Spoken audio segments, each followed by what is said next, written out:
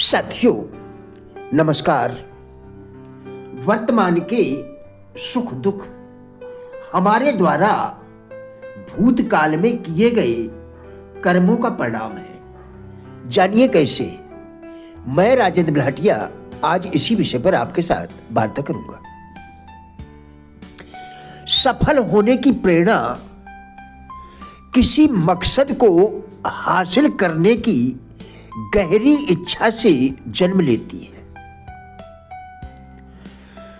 इंसान का दिमाग जिन चीजों को सोचता है या जिन चीजों पर यकीन कर सकता है उन्हें हासिल भी कर सकता है।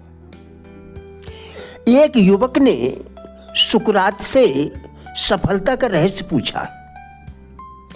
सुकरात ने उससे दूसरे दिन सुबह नदी के किनारे मिलने को कहा। दूसरे दिन युवक सुकरात से मिलने नदी के किनारे पहुंचा तो उसने उसे नदी की ओर चलने को कहा। जब पानी उसकी गर्दन तक पहुंच गया तो सुकरात ने अचानक युवक का सिर पानी में डुबो दिया। युवक पानी से बाहर निकलने के लिए छटपटाने लगा, पर सुकरात काफी मजबूत थे। उन्होंने युवक को पानी में डुबोए रखा। युवक का शरीर जब नीला पड़ने लगा तब सुकरात ने उसका सिर पानी से बाहर निकाला। सिर पानी से बाहर निकलते ही युवक ने सबसे पहले हवा में एक गहरी सांस ली।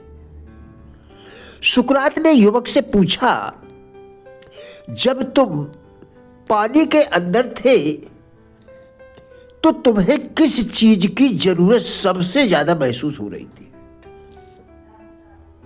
युवक ने जवाब दिया, हवा की।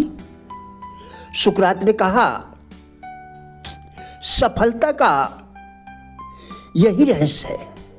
जब तुम्हें सफलता हासिल करने की वैसी ही तीव्र इच्छा होगी जैसी कि पानी के अंदर हवा के लिए हो रही थी, तब तुम्हें सफलता मिल जाएगी। गहरी इच्छा हर उपलब्धि का शुरुआती बिंदु होती है। गहरी इच्छा हर उपलब्धि का शुरुआती बिंदु होती है। जिस तरह आग की छोटी लपटें अधिक गर्मी नहीं दे सकती, वैसे ही कमजोर इच्छा बड़े नतीजे नहीं दे सकती। जिस प्रकार खेत में जिस फसल का बीज हम बोते हैं वही फसल उगती और उपजती है, उसी प्रकार हम जीवन में जो भी और जैसे भी कर्म करते हैं हमें वैसा ही फल प्राप्त होता है। भारतीय संस्कृति कर्म फल में विश्वास करती है। हमारे अच्छे बुरे कर्मों का फल हमें कभी न कभी अवश्य मिलता है। कबीर दास जी ने कर्म फल के संबंध में कितना सटीक वर्णन किया है। काया खेत किसान मन, पाप पुण्य दो बीज, बोया लूने आपना, काम करे काम कसके जीव। अर्थात शरीर खेत है, मन किसान, पाप पुण्य दो बीज है। जो बोया जाएगा वही काटने को मिलेगा।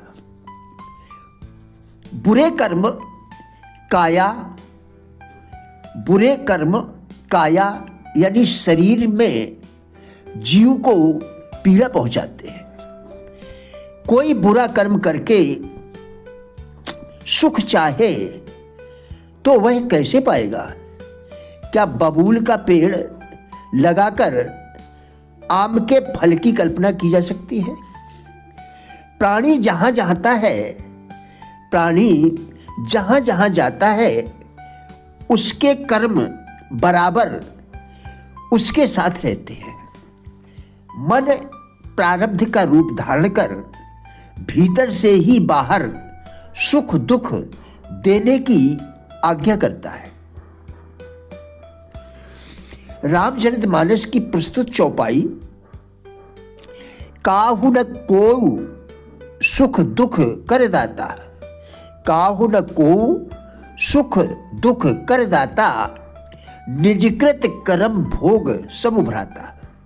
अर्थात कोई भी किसी को सुख दुख देने वाला नहीं है, सब अपने ही किए हुए कर्मों का फल भोगते हैं। किसी का सुखी या दुखी होना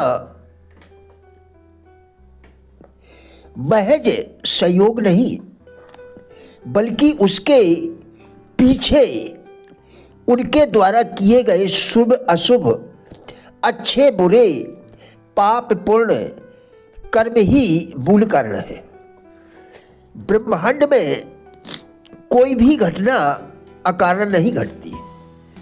हर घटना के पीछे कोई ना कोई ठोस कारण अवश्य होता है। यदि आज हम सुखी हैं अथवा दुखी हैं तो यह अतीत में हमारे द्वारा किए गए कर्मों का ही परिणाम है, और भविष्य में हम सुखी या दुखी जिस किसी भी स्थिति में होंगे वह भी वर्तमान में हमारे द्वारा किए गए कर्मों का ही परिणाम होगा। मनुष्य के मन में, चित्त में उसके सभी शुभ अशुभ कर्मों की सूक्ष्म रेखाएं अंकित रहती हैं, और ये रेखाएं समय आने पर सुख और दुख के रूप में प्रकट होती है। कर्मों की 3 श्रेणियां बताई गई हैं, क्रमशः संचित कर्म, प्रारब्ध कर्म और क्रियमाण कर्म। लाचारी में मन के विरुद्ध जो कार्य करने पड़े उन्हें संचित कर्म कहा गया है। प्रारब्ध उन मानसिक संचित कर्म को कहते हैं जो स्वेच्छापूर्वक जानबूझकर तीव्र भावनाओं से प्रेरित होकर विशेष मनोयोग से किए जाते हैं। तीसरा, क्रियमाण कर्म शारीरिक है, जिनका फल प्रायः साथ साथ ही मिलता रहता है। कितने समय में और कितने दिनों में फल प्राप्त होगा, इसके संबंध में कुछ नियत मर्यादा नहीं है।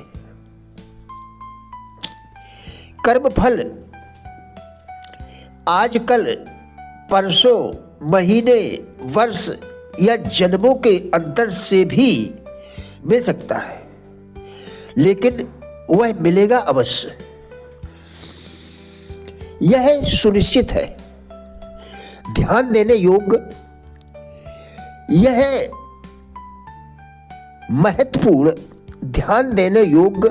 महत्वपूर्ण बात यह भी है कि आलस्य, प्रमाद, निष्क्रियता के कारण और सही दिशा में सम्यक प्रयास और संपूर्ण पुरुषार्थ नहीं करने के कारण जो असफलता मिलती है उसे कदापि प्रारब्ध फल नहीं कहा जा सकता। गीता में कहा गया है कि कर्म करना हमारे हाथ में है, पर उस कर्म का फल हमारे हाथ में नहीं है। हमें कर्म करने की स्वतंत्रता है, पर बुरे कर्म करके भी अच्छे फल प्राप्त करने की स्वतंत्रता नहीं है। हमारे कर्म की प्रकृति के अनुसार ही हमें सुख अथवा दुख प्राप्त होते हैं। साथियों, हमारा उद्देश्य इन वीडियोस के द्वारा लोगों में जीवन के प्रति सकारात्मक दृष्टिकोण एवं जिज्ञासा पैदा करना है। कृपया वीडियो पूरा देखकर विचार करें, क्या आपके लिए यह उपयोगी है? यदि हाँ, तो कृपया लाइक, शेयर व चैनल को सब्सक्राइब करके हमारा भी उत्साह बढ़ाएं। वीडियो देखने के लिए धन्यवाद।